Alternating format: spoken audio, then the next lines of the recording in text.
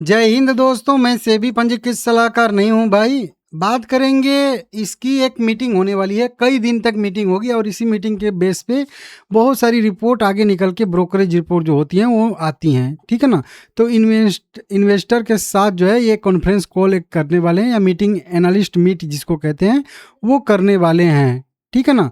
बहुत सारे इन्वेस्टर के साथ। लेकिन आज जो खेला हुआ है ना वो एफएनओ वाले इनके जो है ट्रेडिंग में हुआ है। देखिए, ट्रेडिंग तो बंद हो गई थी 3:15 पे, लेकिन उसके बाद जो एफएनओ का सेटलमेंट हुआ है, जो कि अभी ये नया रूल सेबी का चला है, उसके वजह से अगर देखेंगे तो अच्छी खासी तेजी जब थी शेयर में, लगभग 1.5% के आसपास, वो अचानक से जो है निगेटिव हो गया, या कह लीजिए बिल्कुल फ्लैट आ गया 48 रुपये पे। जबकि साढ़े 3:15 के आसपास 3:15 पे इसका प्राइस था, 48 रुपये 75 पैसे। लेकिन एडजस्टमेंट इसका जो वही एफएनओ वाला जो एडजस्टमेंट जो जैसे करा रहे हैं लोग, ठीक है ना, उसके वजह से फ्लैट हो गया। मतलब 1.5% की तेजी बिना कुछ किए ही केवल एडजस्टमेंट में गायब हो गई।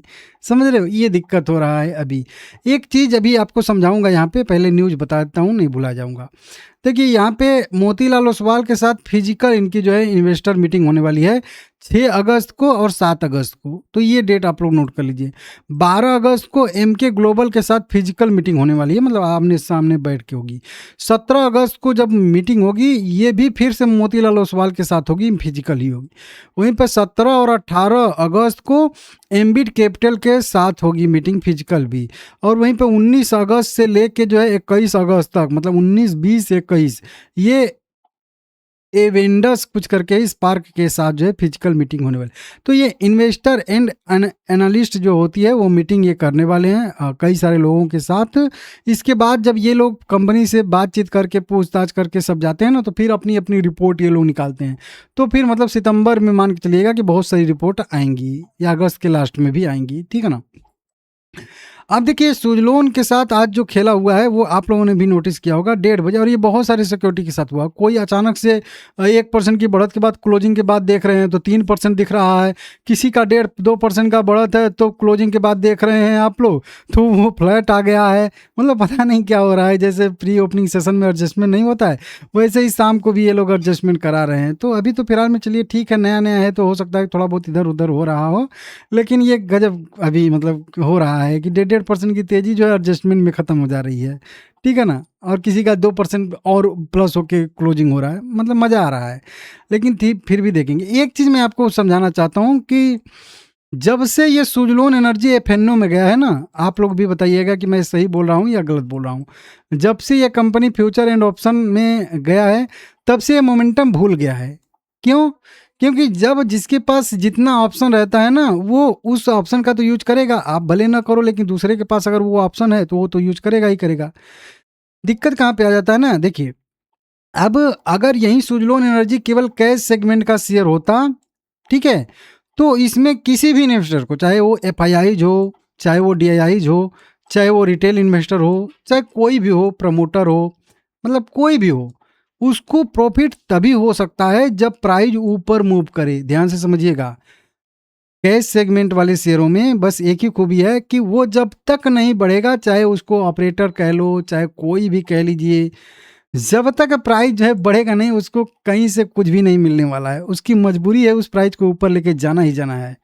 लेकिन एफएनओ वाले शेयर में एक खासियत होती है कि अगर प्राइस गिर रहा है तो भी आपको बेनिफिट हो सकता है, बशर्ते आप निगेटिव ट्रेड ले हो, और वो मतलब फ्यूचर एंड ऑप्शन में। अब कैसे होता है, या तो आपको लग रहा है कि प्राइस गिरेगा तो या तो आप फ्यूचर सेल कर दीजिए तो उससे बेनिफिट होगा, नहीं तो फिर दो ऑप्शन और होते हैं। या तो आपको लग रहा है कि नीचे जाएगा तो या तो कॉल आप सेल कर दीजिए या फिर पुट बाय कर लीजिए।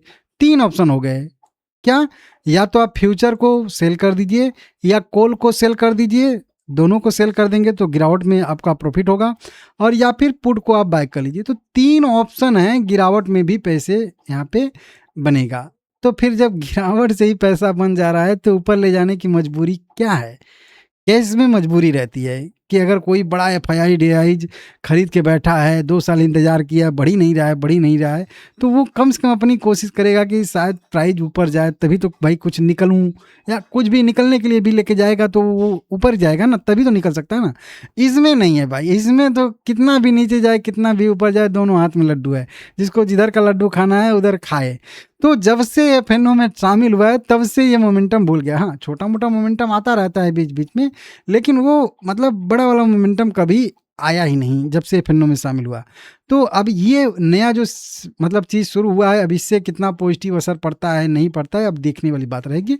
फिलहाल में आज तो इसका नेगेटिव असर पड़ा है, क्योंकि ये आपको वीक जो दिख रही है ना, ये एक्चुअल में वीक जो है वो सप्लाई वाली वीक नहीं है, ठीक है। केवल एडजस्टमेंट की वजह से 1.5% शेयर नीचे आ गया। अब ये यहाँ पे क्लोजिंग बहुत गंदी दिख रही है। अगर यहीं क्लोजिंग 49 के आसपास होती या 48-75 के आसपास ही होती तो बढ़िया कैंडल दिखती है आपको, 2 बढ़िया ग्रीन कैंडल, नीचे से रिजेक्शन 2 रेड कैंडल पे, मज़ा आ जाता। लेकिन ये फिर से उसी 48 रुपये पे लेवल पे है। अगर इसको ब्रेक करेगा नीचे की साइड में तो दिक्कत की संभावना बन सकती है, जो मैं आप लोगों को समझा चुका हूँ। और बाकी ठीक है, देखेंगे।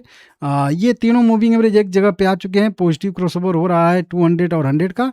नेगेटिव क्रॉसओवर 20 डे में 100 और 200 को दोनों को साथ में एक साथ देगा, क्योंकि दोनों एक ही जगह पे हैं, ठीक है ना।